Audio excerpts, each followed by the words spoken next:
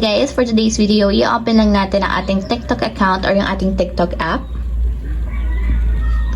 And then, pagka-open guys, mula dito sa pinakang homepage, pumunta lang tayo sa pinakang profile or itap natin yung profile para pumunta tayo sa profile ng ating TikTok account. So, dito naman guys, sa profile, itap nyo lang yung three horizontal lines na dito sa may upper right corner. And then, tap nyo naman dito guys, yung settings and privacy.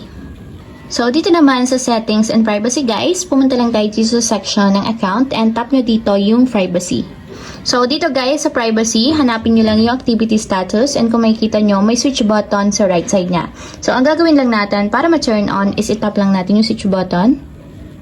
Katulad niyan hanggang sa maging kulay blue na. So, ibig sabihin kapag yan yung itsura, naka-turn on na yung activity status natin dito sa ating TikTok. Guys, kapag daw naka-turn on yung activity status natin sa TikTok, lahat daw ng mga friends and followers or yung mga pinollow back natin sa TikTok is makikita nila yung activity status natin. So, kung naka-online tayo sa ating TikTok, makikita nila yon and makikita din natin yung activity status nila.